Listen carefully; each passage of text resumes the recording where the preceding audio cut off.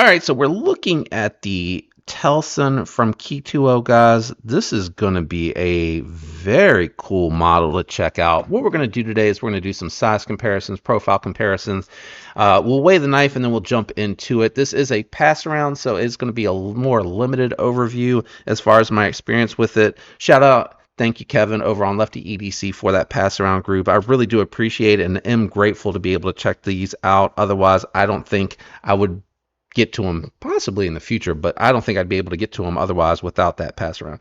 All right, let's go ahead and kick it off with some size comparisons. So here it is, first up against the Spyderco Shaman, which is also going to represent your PM2 and your Rat1, and then on the bottom you have your Spyderco Para 3 Lightweight, which is going to also represent your Rat2. So the Ketuo Telson is definitely more of a medium to full size EDC. I personally would constitute it as full size. It's very competitive to the Shaman in my opinion. And here is the Telson against a couple of budget knives. A lot of you are very familiar with the Raccoon. This is that top liner lock version, and then the Civivi Amorite. I really love this knife, guys. I think it is a little underrated. It is a full-sized budget knife for sure, and as you can see, the Telson is more comparable to that. Let's check the profiles out. All right, looking at the carry depth here, it looks like this one's going to ride the most shallow in the pocket, and it's going to leave around the same amount of knife out, a little bit less than the Shaman,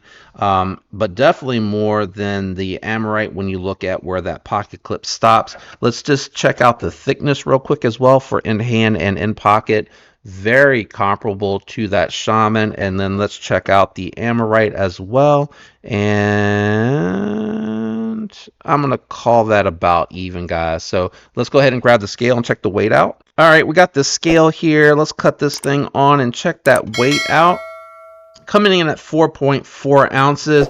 Not bad for a full titanium knife with zirconium inlays. That's really not a bad weight at all. If you're enjoying the video, don't forget to leave a like. Don't forget to subscribe if you're not already subscribed, and turn that notification bell on. Thanks to everyone out there that is already a member. Okay, let's do a little bit of cutting. I'm going to switch it up a little bit with you guys today. So instead of going down to the garage, we're just going to do it up here on the table. I grabbed 2 sheets of paper because, you know, I'm doing very light cutting with these. They are pass around. I will strap up after I do my little bit of light cutting, but I don't want to, you know, go all the way to the garage and set it up for that light cutting there. So good initial bite there.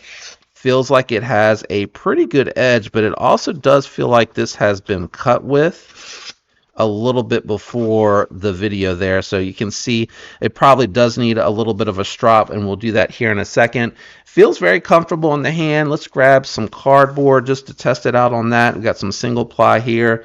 Yeah, it moves through the cardboard fine.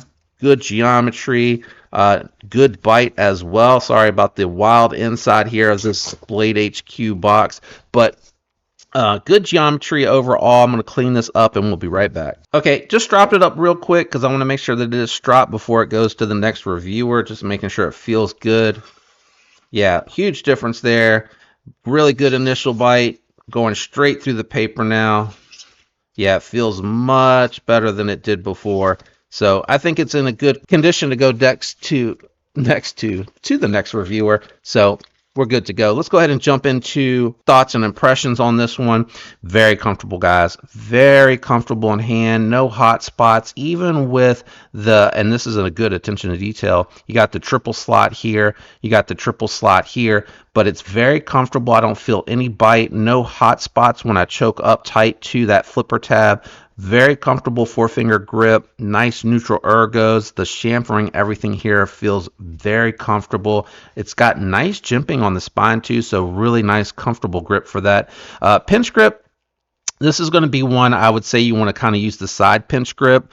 This is one here where I personally feel comfortable going on top of that flipper tab and then going to the side. That's just to keep it from having to come all the way up on the wrist here so that you're, you know, in this snake position. I like the side pinch because I still am able to pinch the blade and get a good grip on it, but I don't have to contour the wrist to get it at a good angle. So very good pinch grip. I'd be able to do some nice detailed draw cuts with this if I wanted to. It's got a really low drop point blade. The geometry feels medium. It's not super thin behind the edge, but it's far from being a thick work knife either. You got a okay sharpening choil here. I'd like to see them just do a little notch similar to what you see on like a fixed blade to give a little bit more sharpening life there, but not a big deal. You'll be able to get some sharpening out of it. Beautiful back spacer going into a lanyard hook on the back. I don't mind that at all. Doesn't impede the pocket clip at all. They didn't take it all the way to the top, which I thought was interesting because I think they could have easily butted it up there and matched that line, but it looks really good. And again, I love the detail here with the 3 relief cutouts for that lock bar, matching the 3 cuts going here in front of the circles. I probably could have done without the circles with just those 3 relief cuts, but you know, they wanted to add a little flair. They wanted the inlay to shine through there a little bit, and the polished zirconium on here is beautiful. It looks very nice. Good access to that lock bar. I was a little worried about it. It didn't look like it had much relief, but it works really good. I'm able to get it in there and relieve it. That's weird. That's the first time that I've done that it's hung up. Yeah, gets past the detent ball ramp very easily. It's weird that it's kind of stopping though, because I really don't, I feel like it's been dropping to the thumb, yeah, for the most part. So let me make sure this isn't coming loose. No, it's locked up solid, and I didn't tighten it. That's so strange. But good flipper tab. It's got the bigger jimping, and the flipper tab itself is above the pivot, so good leverage there. Detent is strong enough to where I don't think this would be easily failed, and I'm having a hard time failing it, but I'm also finding that I feel that lock bar moving. Let me try to do it with my finger on the pocket clip. Okay, there we go. So if you really try, you can. But if you just do like that push into it, you turn it from a light switch into a push button, you're following the line of the spine of the handle here. It really does fly out. It is a little bit of a slicker fuller.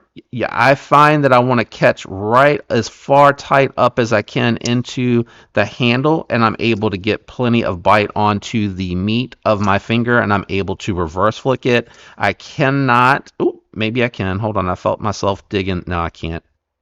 Okay, maybe I can. It's tight though. It's very tight for that thumb flick, and I just don't think it's built for that, and it actually kind of hurts a little bit. So I would say fuller for the reverse flick. Am I on the lock bar? Yeah, I'm on the lock bar. Yeah, can't do it left-handed even with the bolster, but I can easily use that flipper tab. Words are hard, guys. Words are hard. Let's take a listen to the sounds while we're doing all of this.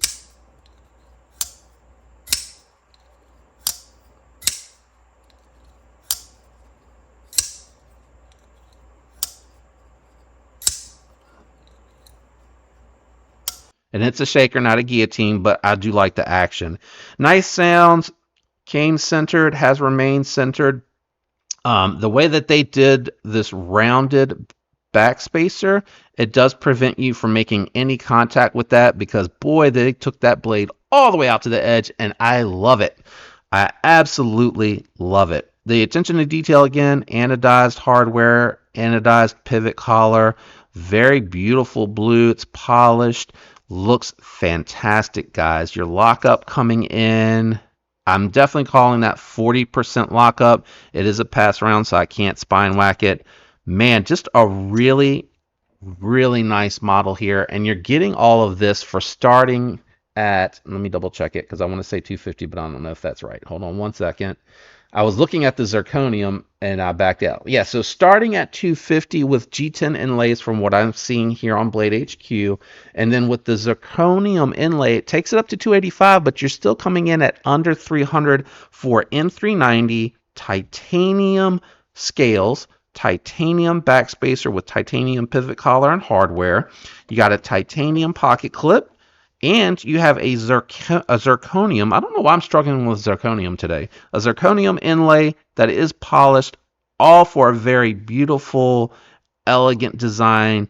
Very nice. This is like, to me, able to flex into a gents carry, but still has that reverse Tonto sheep's foot blade, whatever you want to call it, modified. Very comfortable ergos, good geometry. It's medium, so it is going to cut very well. It's not going to be the sliciest knife ever out there, but it's going to cut well. And you saw it going through that paper. You know, it was able to kind of sort of slice a little bit with the factory edge, but you know, when you push the turn real hard, it got hung up, and that is that geometry. But still going to be able to do some more hard use tasks, in my opinions. I believe this. Did he put skiffs on here, or is this Delrin? I can't remember. Let me take a quick peek, guys. See if I can see. Yeah, they're the Delrin washers with ceramic bearings, so not stamped. I like the Delrin. Shoot, I turned it up more than I like the stamped because I feel they're a little bit more solid in the pivot. You know, this is a really pretty knife, and it seems very well done. The tolerances on it are very nice. All of the work, the milling, the inlays, flush. I mean, it's just very well put together, and I really do like this one a lot. You know, 250 to 285 is a good price point. You could look at a S90V CJRB Echo.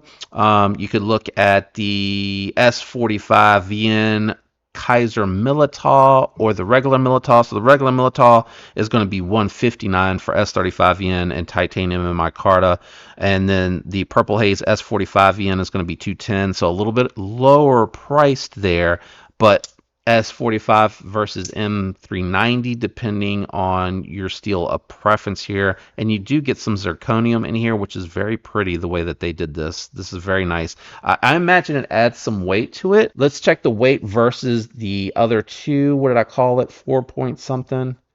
What does the website say on the weight? 4.3 on the website. I think we got 4.4. Did we get 4.4? My editor will tell me if I got that wrong. Versus the G10 coming in at 3.9. So definitely adds some weight to it. Just be mindful of that. You can check out, if you don't like this style or this design, you can check out the Tau and S-Tau, or the Chad if you like the crossbar lock, which is the S-Tau with crossbar lock from Kunwu. Definitely check out the Psyop from Vosteed. I think that one's coming in at 250 as well, and it comes with that top blinder lock, compression style lock. Trying to think of some other recommendations. You know, if you don't like, or maybe you're on a budget, you can look at Migaron. That's still going to be 200, so it's going to be within 50 bucks of this. But Migaron, Keurig, and Premium Moyarl, I think those are like 200-ish, like 199 to 210. I don't know. You guys throw some recommendations down below of alternative recommendations to this that you like. The Kershaw bare knuckles gone. That kind of does remind me of that blade shape a little bit. Unfortunately, that one I think is no longer in production. Can't get it anymore. So that's rip, because that was a decent knife from Kershaw that was really good with the 14C28N. Kaiser's going to have some really good options out there. The Towser S, Towser K. They got a couple of models. You'll just have to check them out. Anyway, let me know what you think down in the comments below. I really like it. I think they did a fantastic job, and I think you're getting good money for good value for money here with this one. Thank you for watching to this point of the video. It does help the algorithm. Shout out to everyone out there for watching, liking, commenting, and being subscribed. All that helps the channel as well. And special thank you to my channel members. I appreciate that continued support. You guys are amazing. I love you all. I hope you have a fantastic week, and I will catch you on the next one. Peace.